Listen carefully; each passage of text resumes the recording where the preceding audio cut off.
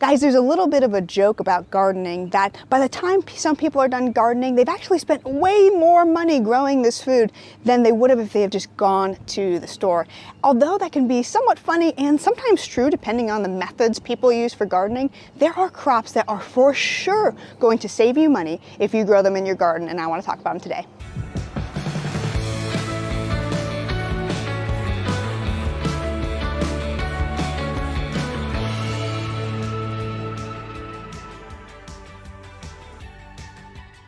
Guys, welcome back to the Gloria Living channel. My name's Hannah, and let's get into this awesome topic today. Like I said, this all depends on your method, whether you're building things, collecting things, creating your own compost, or buying it from the store. But some crops are just gonna be cheaper and easier if you grow them in the garden. And you know what? Even for the crops that are more expensive, they are just gonna be so much better of a quality. But we wanna get into what I think are some of the cheapest and most affordable crops to grow. The first crop I want to talk about that I think is absolutely going to save you money to grow: potatoes. Potatoes are one of those crops that I think are actually quite easy to grow. Sometimes they require a little bit of manual labor, but they don't need to require super heavy amounts of it, and they are way more affordable to grow than they are to buy. Let's talk about that. Okay, so let's just say that for $3 to $5 you go to the grocery store and you buy a sack of 5 pounds of potatoes.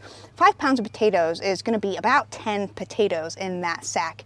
If you were to let those potatoes go, assuming they have not been sprayed with some type of chemical to make them not start sprouting, if you were to let them go, they would all start to eventually sprout. And when they sprout, you can cut them into pieces and plant each one of those eyes or each one of those areas where the sprouts are forming on the potatoes. Say you get 3 or 4 for each potato, that translates into 40 plants of potatoes from your 5 pound bag. Each of those plants being able to produce you 2 to 3 pounds of potatoes. For the cost of 5 pounds of potatoes, you could grow upwards of 80 to even 100 pounds of potatoes in your yard, in honestly a relatively small space too. If you even have somewhat of a yard, you can plant a lot of potatoes, but you don't have to plant that many.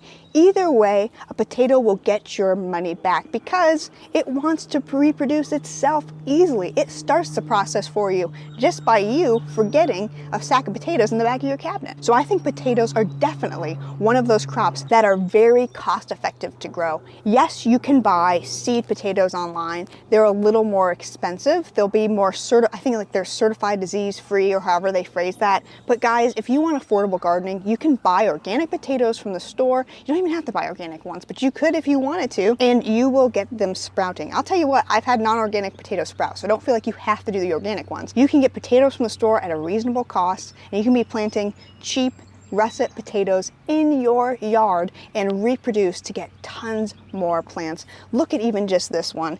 Even on this one alone, I could get 3 more plants, and there's maybe even a couple more eyes coming. I can dice this into pieces, throw it in the ground, and it can produce way more food for me from just one potato. Something similar to the potato in my mind, as far as that it starts really its own plant on its own, is garlic. This is our second crop that I think actually can save you money in the long run. In case you are unaware, which you might already be if you've bought garlic, once again, left it too long on the counter, you'll notice that a little green sprout starts to form on the top of the cloves of garlic. Each one of your cloves of garlic can become a whole other garlic plant. Although garlic only produces 1 bulb per plant, so it's not as productive in the same way as potatoes are, it still is reproducing out of each clove. So it's not 1 garlic plant produces 1 garlic plant, but 1 garlic plant could produce 5 or 6 because each clove can produce a new plant. So once again, you could go buy garlic from the store, buy 3 plants, and then be able to plant like 15 plants into the ground. They are a little more long term. You plant them in the fall and you would harvest them in the summer, but they are worth it. Garlic is so good for you, and once again, I think it's a very cost-effective produce to grow yourself. Not to mention the fact that it's something that you could easily do just from going to the store, picking up some garlic, coming home, and using those cloves as your seed garlic. As I mentioned with the potatoes, you can buy seed garlic online. It will be a little more expensive, But if you're on a budget, you can do it from the store, and there is zero shame in doing that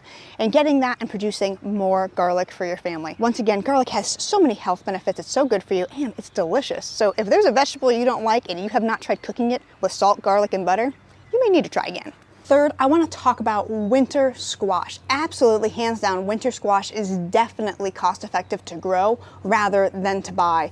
They are not hard to grow at your own house. The seeds are not super expensive, and you know what? They're just going to be the best bang for your buck to grow them. Butternut squash, for example, like this little plant here, is about, right now I checked, $1.49 a pound at my local grocery store that I like to get groceries from. We live on a budget. I'm not shopping at fancy pants grocery stores. That's just what it is right now at the store per pound. It's about $4, $4.50 maybe per squash, okay, for a butternut squash. That is more expensive than even a seed packet was online when I checked. A seed packet will give you 25 of those plants because it will be 25 seeds. Even if you got half the germination, it would still be a great deal. And the fact is, you don't need to grow that many butternut squash. The average butternut squash plant will produce about 5 or 6 butternut squash per plant. So for the cost of one packet of seeds, you could have butternut squash for the entire winter. The great thing about the winter squashes, spaghetti squash, butternut squash, acorn squash, they store well over the winter. If you store them properly, they'll last you throughout the winter so that you can have them and go in your pantry and get them for a meal, a soup, or whatever you want to use them for. Or whether you're using spaghetti squash instead of pasta, they're very versatile, they're very good for you, they store a long time, and they're way cheaper to grow than to buy. Number 4 is berry plants, okay? Although sometimes it can be an upfront cost depending on where you get your berry plants, things like raspberries and blueberries long-term are much cheaper to grow yourself than to buy at the store. I have purchased some raspberry plants that are behind the camera right now, but these raspberry plants I actually got from my family. I dug them up out of their yard because raspberries send out shoots and multiply their own bushes, which is like a gardener's dream. It's amazing, and you can make sure that you keep them trimmed and organized so that you can have a beautiful patch of raspberries. Raspberries are very expensive to buy from the grocery store, and honestly, they're heavily sprayed. All berries, they heavily spray because, you know, we're not the only ones who like raspberries. So do the birds, so do the bugs. So they spray the raspberries and the blueberries. These raspberry plants, though, I got for free, and you might be able to find somebody locally who is also. Look on Facebook Marketplace even tonight. I saw recently somebody saying, hey, free raspberry plants, come dig them up.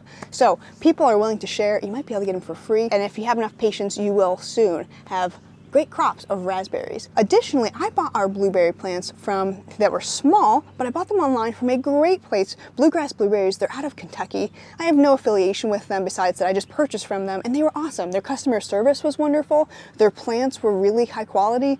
They survived the winter and they look beautiful, and I'm so excited to watch them grow over the next few years. But I got them at a very affordable price. I'm talking like $3 a plant because I was buying enough. Even $3 or $4 a plant for blueberries. That's how much a small pint of blueberry is going to be. If you have room to put those in a bucket, in a pot or whatever on your patio, in a few years you can also be getting your money back on those berries. These ones take a little more patience to wait for fruit to produce, but I think things like raspberries and blueberries can actually be in the long run much cheaper to purchase, especially if you can get them from a friend. And even if you have friends who have blueberry bushes, you can also produce and propagate blueberries from cuttings as well. So guys, get creative. Don't be afraid to ask favors from farmers and friends. Hey, could I take a cutting of this? Or if you know friends who have bushes and they're pruning them, to get cuttings and to propagate them so that you too can grow these from just using people's really compost or trash that they're pruning from their plants. Don't be afraid to reach out to people. It can really benefit you and your family and help you also be able to produce that crop at your house. Lastly, I want to speak about herbs. I think herbs are also something that are cheaper to grow than to buy. Even if you were to buy a plant from a nursery, which can become pricey when buying herbs, when you compare it to what a few sprigs of fresh rosemary or dill are going to cost you at the store, you're going to find really quickly that growing it yourself is actually more cost effective. Additionally, these don't have to just be grown from seed, which can be somewhat difficult to grow herbs from seed in comparison to other things like zucchini or squash or potatoes or tomatoes or whatever. These can be a little more finicky, but they can be grown from cuttings very easily. If you have a friend or family member who is already growing things like rosemary or basil or oregano or thyme, they can cut you off cuttings. You can go home, put them in a glass of water, they will root, and you can plant them. And plants like rosemary, oregano, thyme, these are perennials. They will come back year after year. Some of them you may have to protect more than others, and some will grow like weeds in your yard, like mint.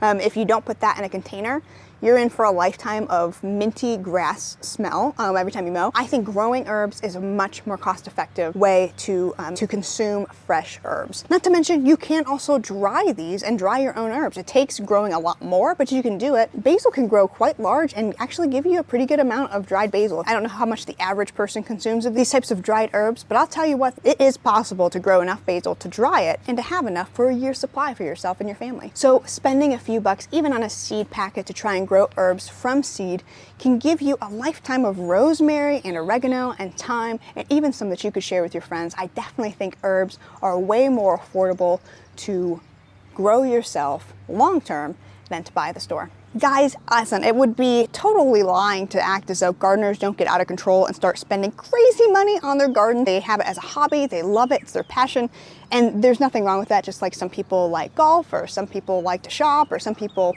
whatever. This is what they like to do. But also realistically, on a practical level, sometimes we want to figure out ways of cutting costs and being more efficient and getting our budgets down so we can afford other things.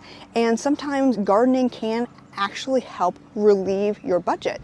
And so there are crops to grow that can help you save money. And I believe that these 5 that I gave you are a good starting place. And there are more. There are way more that we could think of and talk about with that. But I think those are good 5 for you to think about growing to help your budget, or just because honestly, guys, they're delicious, great crops. So if you've been thinking about starting gardening, don't be afraid of the cost. There are affordable crops to try and grow right in your very own backyard, and ways to make it not take up crazy amounts of space. Even if you have a small space, a patio, these are things that you can grow. So guys, thank you for watching this video. If it was helpful to you, please like it, please share it, and of course, please subscribe to the channel. It's a great way to help us and support us in creating this content for you. Guys, thank you so much again, and until next time, we'll see you soon.